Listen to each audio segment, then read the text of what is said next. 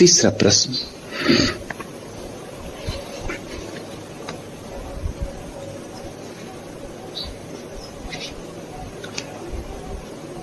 भगवान, अकेलापन इतना महसूस हो रहा है कि घबरा जाती हूं और उदासी घेर लेती है।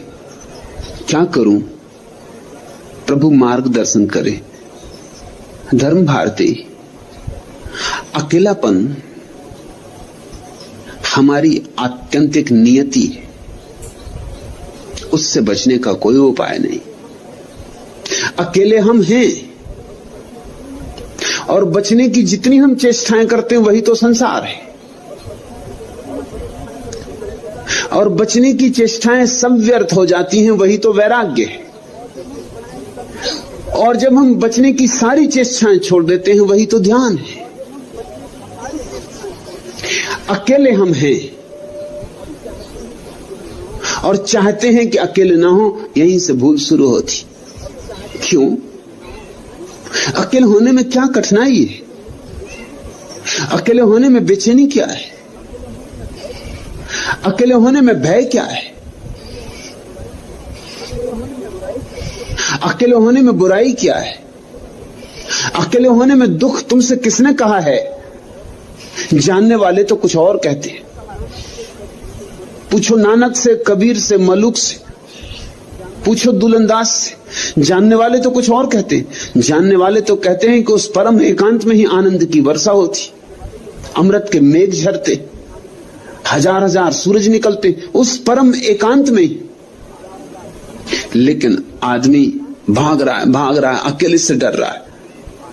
हमें बचपन से ही अकेले होने का भय पकड़ा दिया गया है। किसी बच्चे को मां बाप अकेला नहीं छोड़ते, कोई ना कोई मौजूद होना चाहिए।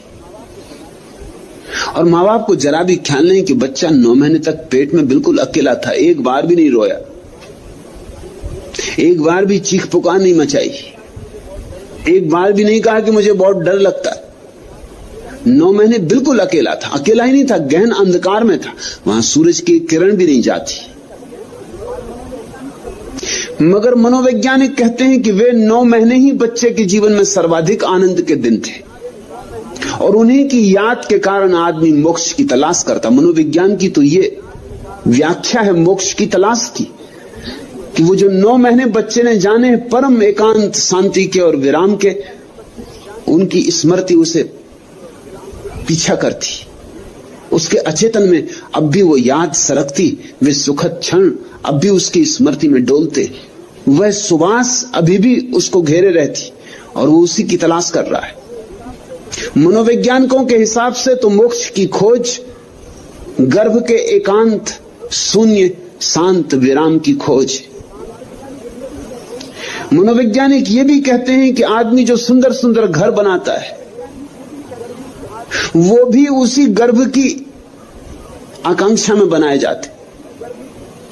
अच्छा मकान बनाते हैं, अच्छा कमरा बनाते हैं, उसमें खूब फर्नीचर सजाते हैं, गद्दे गद्दियां लगाते हैं, जितना भी स्वागत करता हुआ मालूम पड़े, जितना भी विश्रामपूर्ण हो, उतना ही अच्छा लगता है। अमेरिका में तो एक नया प्रयोग चल रहा है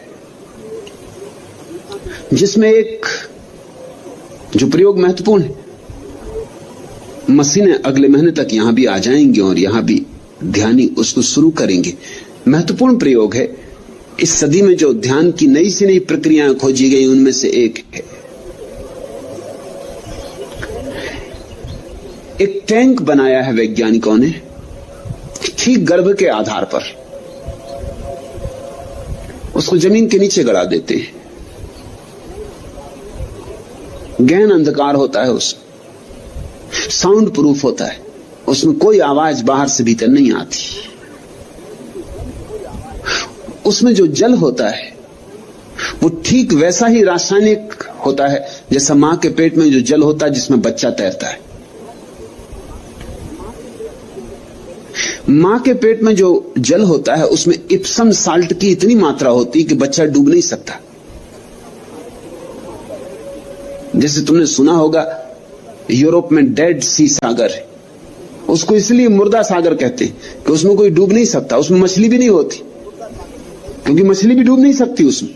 मछली को होने के लिए डूबना तो जरूरी है, वो पानी के भीतर रहेगी, उसमें कोई डूब ही नहीं सकता। उसमें इप्सम साल्ट की इतनी मात्रा है कि तुम बिना तैरने वाले को फेंक दो तो भी उसके ऊपर ही उतराता रहेगा।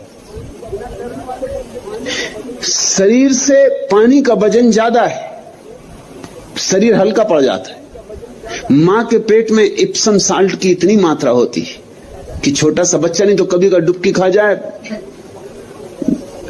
पेट में पानी ही पानी भरा रहता है। वो जो मां का पेट इतना बड़ा दिखाई पड़ता है, उसमें तुम ये मत सोचना कि इतना बड़ा बच्चे की वजह से दिखाई पड़ता है, उसमें बड़ा कारण तो पानी का भरा होना है। और तुमने देखा जब स्त्रियां गर्भवती होती तो नमक ज्यादा खाने लगती, उनको नमकीन चीजें पसंद आने लगती। उसका कुल कारण इतना है कि वो पानी जो भीतर पेट में भरा, उसको नमक ही नमक चाहिए, जितना नमक मिल सके उतना अच्छा। यहां तक हालत हो जाती है कि स्त्री दीवालों का चूना निकाल के खाने लगती, मिट्टी खाने लगती, सौंधी मिट्टी जिसमें थोड़ा सा नमकीन स्वाद होता। गांव की स्त्रियां तो अक्सर खेत की मिट्टी खा लेती।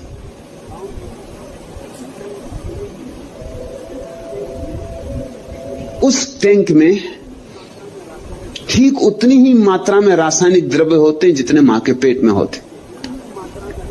उस टैंक में आदमी को छोड़ देते, उसमें तुम डूब नहीं सकते, तुम लाख उपाय करो तो नहीं डूब सकते, उसमें तुम तैरते ही रहते हो।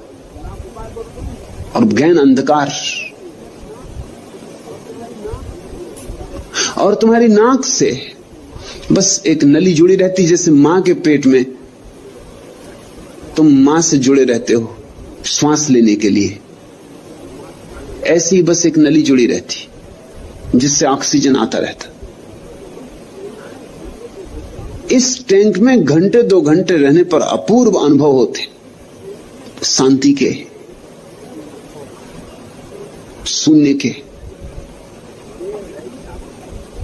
देह रहितता के। उस टैंक का नाम ही उन्होंने रखा है समाधि टैंक। उनके लिए कोई और अच्छा मिला भी नहीं, पश्चिम की भाषा में है भी नहीं कोई और अच्छा नाम।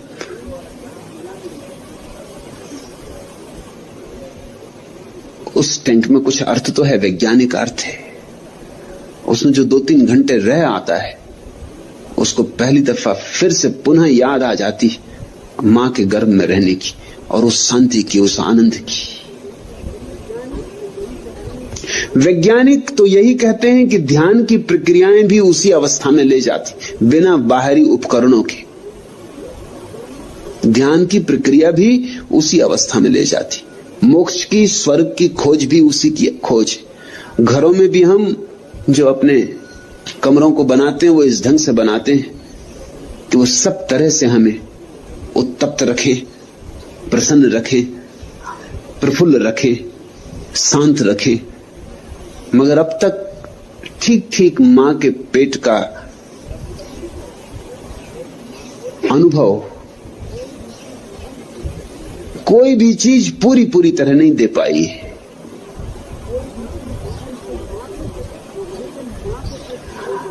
लेकिन मां के पेट में 9 महीने बच्चा अकेला रहता है, न तो भयभीत होता, न चिंतित होता, न सोचता कि क्लब चले जाएं, कि रोटरी के मेंबर बन जाएं, कि होटल हो आएं, कि ताश ही खेल लें, कुछ नहीं तो समय काटें, कि चलो फिल्म देखाएं, चलो गपशप करें पड़ोसियों से। कुछ भी नहीं, 9 महीने बिल्कुल सन्नाटा है। तो एक बात तो निश्चित है कि तुम स्वभाव से एकांत में रहने को बने हो, और स्वभाव से एकांत में तुम्हें रस है, कोई दुख नहीं। मगर पैदा होते से उपद्रव शुरू होता है। जैसे ही बच्चा पैदा होता है, वैसे ही उसे दूसरे की जरूरत मालूम होने लगती। मां के बिना भूखा हो जाता है, मां की जरूरत, मां के स्तन की जरूरत। इसलिए लोगों के मन में मां के स्तन की प्रतीक्षा जीवन भर बनी रहती। चित्रकार स्तन बनाते हैं, मूर्तिकार स्तन बनाते हैं, खजुराहो हो कि कोणार्क हो, बस स्तन ही स्तन। और ऐसे स्तन जो कि होते भी नहीं। इतने बड़े बड़े स्तन की स्त्रियां चल भी ना सकें, चलें तो गिर जाएं। कविताएं